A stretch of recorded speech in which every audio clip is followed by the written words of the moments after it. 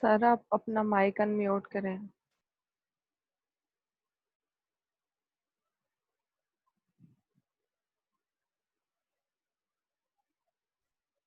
मेरी आवाज आ रही बेटा अब आप लोगों को? जी सर आ रही है। जी सर आ रही है। ओके, तो बेटा लास्ट क्लास के अंदर हम मुख्तलिफ टर्मिनोलॉजीज को डिस्कस कर रहे थे कॉस्ट अकाउंटिंग की। तो मैंने आपको बोला था कि जो मजीद बेटा टर्मिनोलॉजीज हैं वो आप देख लीजिएगा। ये मैंने आपको लास्ट क्लास के अंदर बता दी थी। प्राइम कॉस्ट क्या होती है, कन्वर्जन कॉस्ट क्या होती है, ये आप लोगों ने बेटा सारी की सारी डेफिनेशन एक दफा खुद पढ़ लेनी है। अब थोड़ा सा हम फर्दर मूव करते हैं आगे की तरफ। तो अगर किसी टर्मिनोलॉजी की आपको समझ ना आए, आप इसको रीड कर लीजिएगा। अगर आपको समझ ना आए कि इसका मीनिंग क्या है, तो आप मुझसे फिर नेक्स्ट क्लास के अंदर जो हमारी कल क्लास होगी उसमें आप मुझसे डिस्कस कर सकते हैं।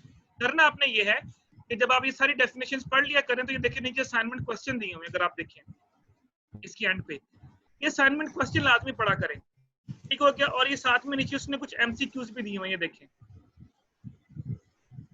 The main purpose of cost accounting is to, और नीचे 4 ऑप्शन दी हुई हैं। Fixed cost per unit increases when this, ये आपके पास गिवन है, एंड सो ऑन। अब देखिए इनके साथ में नीचे सॉल्यूशन भी दिया हुआ उन्होंने। तो ये बेटा चीजें लाजमी पढ़ा करें और इसके ऊपर खुद टिक करने की कोशिश किया करें कि हमने ये डेफिनेशन पढ़ी है, इस डेफिनेशन से की वजह से कौन सा आंसर बनता है इसका। तो ये आपने लाजमी पढ़ा करना है, ताकि मैं आपको बार बार कह रहा हूँ कि अगर बेटा आपके पेपर जो है वो ऑनलाइन होते हैं, तो मैं आपको बार बार कह रहा हूँ किसी तरह की चीजें आप लोगों को पेपर में आनी है।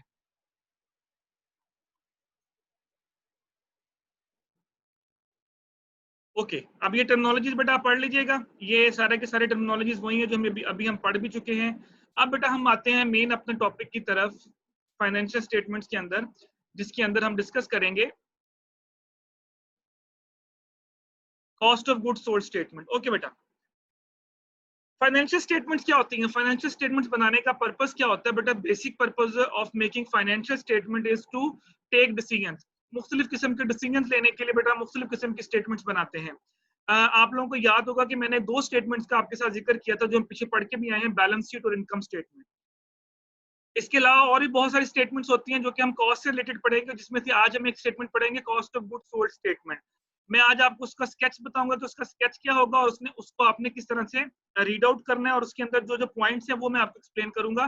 तो आपने वो स्टेप्स बेटा अच्छी तरह से समझने हैं। उसके बाद आपको वो स्टेटमेंट अगर बनाने के लिए आती है, लाजमी नहीं कि वो स्टेटमेंट पूरी की पूरी आपको बनाने के लिए आए। हो सकता है कि उसमें से सिर्फ आधी स्टेटमेंट बनाने के लिए आ जाए, या उसमें से कुछ पोर्शन आपको बनाने के लिए आ जाए। तो आपने उसको जो है वो पोर्शन वाइज जो है उसको आपने डिस्कस करना है।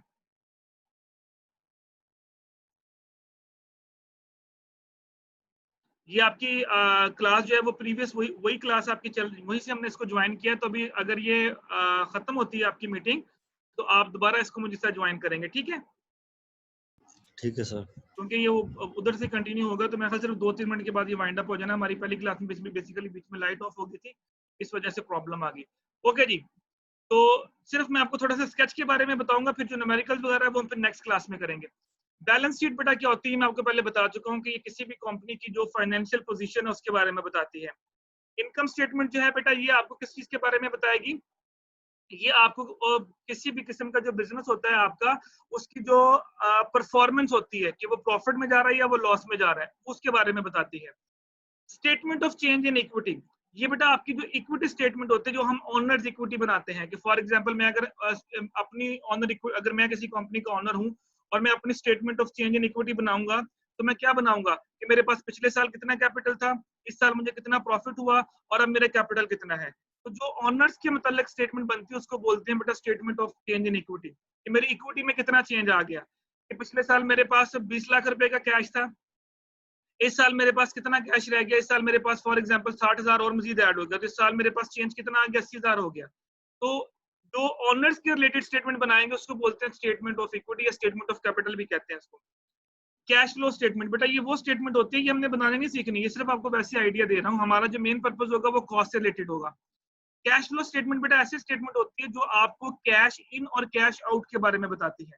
इसमें सिर्फ और सिर्फ हम लोग वो चीजें ऐड करेंगे जो हमने कैश पे खरीदी है और जो चीजें हमने कैश पे बेची हैं।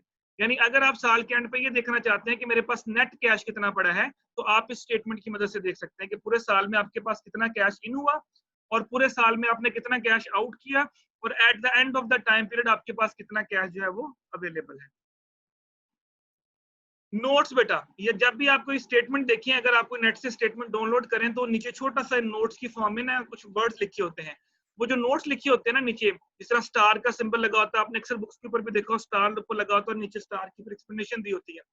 इसी तरह बेटा स्टेटमेंट्स के नीचे नोट्स लिखे होते हैं। उन नोट्स के अंदर उन्होंने कुछ एक्सप्लेनेशन दी होती है कि ये फलां चीज हमने कैसे कैलकुलेट की है, फलां चीज की जो कैलकुलेशन है वो हमने ऐसे की है, उसकी डिटेल जो होती है वो नोट्स में गिवन होती है। तो ये फाइनेंशियल स्टेटमेंट आप किसी भी कंपनी की उठाएंगे तो उसके एंड पे आपको नोट्स के नाम से एक हेडिंग मिलेगी। उस नोट्स के अंदर उसमें सारी की सारी एक्सप्लेनेशन दी होती है कि जो स्टेटमेंट के अंदर जो हमने चीजें यूज की हैं वो हमने किस तरह से यूज की है और किस तरह से हमने कैलकुलेट करके ये स्टेटमेंट बनाई है। ठीक हो गया बेटा? ये थोड़ा सा मैंने कॉन्सेप्ट्स आपको बता दिए। जो हमारा मेन पर्पस है बेटा, वंस अगेन उसी की तरफ आ रहा हूँ कि that is our main purpose, this one, financial statement prepared by the cost accountant. ये जो कॉस्ट अकाउंटेंट होते हैं बेटा, वो कौन से स्टेटमेंट बनाते हैं? That is cost of goods manufacture statement and cost of goods sold statement. ये उसने दो दो अलग अलग कर दी। हम लोग जो बनाएंगे उसमें उसका मतलब ये cost of goods manufacture and sold statement हम एक ही बनाएंगे। आप उसको दो हिस्सों में भी डिवाइड कर सकते हैं। अगर सिर्फ मैन्युफैक्चरिंग तक बनाएंगे तो वो कॉस्ट ऑफ गुड्स मैन्युफैक्चर्ड हो जाएगी। उसके अंदर एक या दो स्टेप हम और ऐड करेंगे तो वो cost of goods sold statement हो जाएगी। तो कॉस्ट ऑफ गुड मैन्युफैक्चर्ड के अंदर सिर्फ और सिर्फ वो कॉस्ट ऐड करेंगे जो उसकी मैन्युफैक्चरिंग तक आती है, और cost of goods sold statement के अंदर वो ऐड करेंगे जो उसकी सेलिंग के तक आपके पास आएंगे। तो इसके अंदर बेटा बेसिकली जब हम cost of good sold statement बनाएंगे तो याद रखिएगा इसके अंदर 5 स्टेप्स होंगे बेटा। आपने इसको स्टेप बाय स्टेप याद रखना है। मैं आपके सामने भी ओपन भी करता हूँ एक क्वेश्चन, उसके अंदर वो स्टेट में आपको स्टेप्स भी बताऊंगा भी। वो 5 स्टेप बेटा आपने याद रखने हैं और उन 5 स्टेप्स के अंदर ही आपके पास क्वेश्चंस आएंगे। इस सीरियस स्टेटमेंट आपको पूरी बनाने के लिए मे भी ना आए, उसमें से कुछ कुछ पोर्शन आपको दे दिए जाए, और वो कुछ कुछ पोर्शन क्या होंगे वो मैं आपको भी वन बाय वन एक्सप्लेन करता हूँ। तो अभी ये हमारी मीटिंग एंड हो रही है। आप इसको हम चले, मैं अभी फिलहाल इसको कंटिन्यू रखते हैं। जैसे ही बेटा ये एंड होगी आप लोगों ने मुझे दोबारा ज्वाइन करना फिर इसी के साथ ही। सर सुबह ले लेना 2 क्लासेस। जी कल सर 2 2 क्लासेस क्लास। लेना, आज नेट की भी इश्यू है और सारी सर स्टूडेंट ऐसे। सर बारिश का मसला और लाइट का बारिश हो मसला रही है है। सर। चलें ये फिलहाल जी ये तो सर। फिर क्लास जब तक चल रही है इसको तो चलने देना, 3-4 मिनट रहते हैं अभी, वो तो पढ़ लेना, उसके बाद फिर देखते हैं। ऐसे ओके कर सर। जी लेंगे, सर। तो कल कर लेंगे, ठीक है। अच्छा अब आपने मैं थोड़ा सा आपको सिर्फ ये बेसिक चीजें बता दूं, उसके बाद फिर चलें हम कल बाकी क्लास कर लेंगे। जैसे ही ये वाइंड अप होगी फिर उसके बाद जो अगला क्लास हम कल स्टार्ट कर लेंगे। अभी 4-5 मिनट रहते हैं तो इसके अंदर हम इसको वाइंड अप करते हैं। अच्छा बेटा बिजनेस एंटिटीज, मुख्तलिफ किस्म के बिजनेसेस होते हैं। Okay sir. मैन्युफैक्चरिंग बिजनेसेस होते हैं, ट्रेडिंग बिजनेसेस होते हैं, सर्विसेज बिजनेसेस होते हैं। बेटा मैन्युफैक्चरिंग बिजनेसेस क्या होते हैं?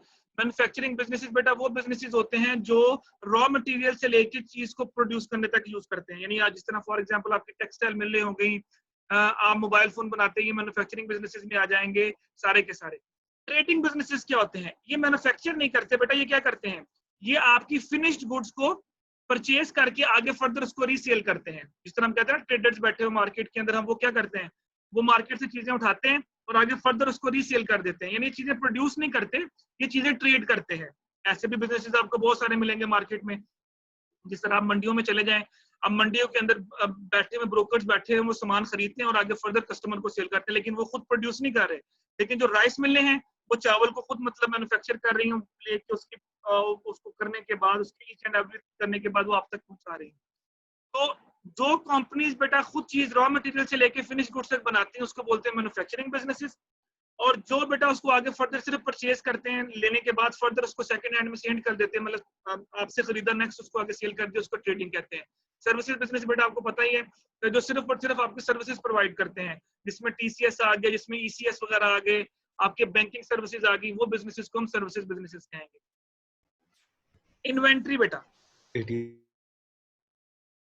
क्या होती है? चलें लास्ट डेफिनेशन इसी के फिर हम वाइंड अप करेंगे यहीं पे। इन्वेंट्री और स्टॉक में क्या फर्क है?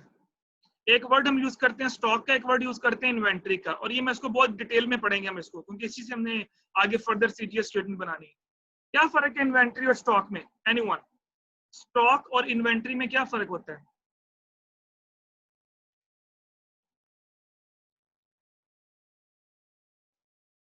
स्टॉक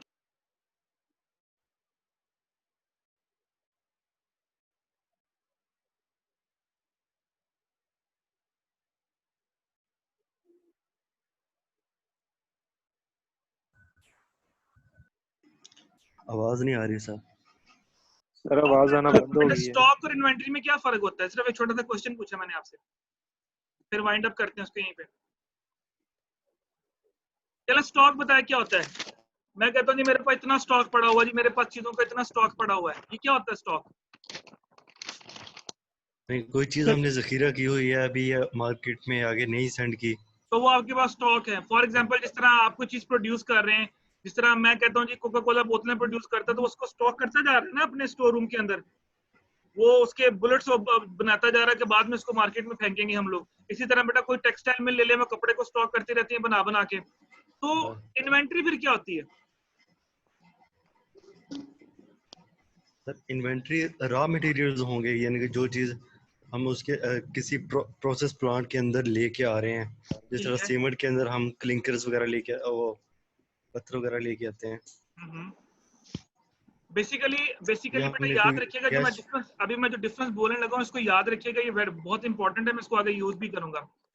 बेटा जो स्टॉक है ना वो आपकी इन्वेंट्री भी होती है। इन्वेंट्री के अंदर आपका रॉ मटेरियल भी आएगा, इन्वेंट्री के अंदर आपका वर्क इन प्रोसेस वाली चीजें भी आएंगी, इन्वेंट्री के अंदर आपकी फिनिश्ड गुड्स भी आएंगी। यानी अगर आपने किसी स्टोर रूम के अंदर अपना कोई रॉ मटेरियल स्टोर किया हुआ है, उसके अंदर साथ फिनिश्ड गुड्स भी पड़ी हुई हैं, साथ में आपके वो चीजें भी पड़ी हैं जो भी प्रोसेस में जानी है, आधा प्रोसेस हो गया, आधा प्रोसेस अभी रहता है, उसका पैकिंग वगैरह रहती है, वो पड़ी हुई है, वो सारी की सारी चीजें आपकी इन्वेंट्री है।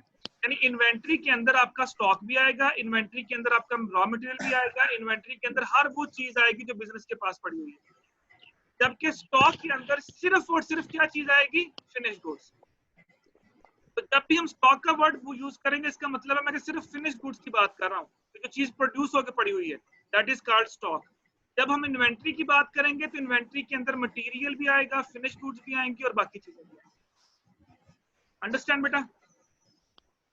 नहीं सर। नहीं समझ आई? सर इन्वेंट्री यानी कि बहुत ब्रॉड चीज है, हर चीज को हम ये भी कह इन्वेंट्री कह सकते हैं हम। इन्वेंट्री लिस्ट ऑफ आइटम्स या फिर देखो मैं बताता हूँ आपकी, मैं एक मिनट में आपको बताता हूँ बेटा। आपने एक मशीन के ऊपर चीज लगाई हुई है प्रोड्यूस होने के लिए,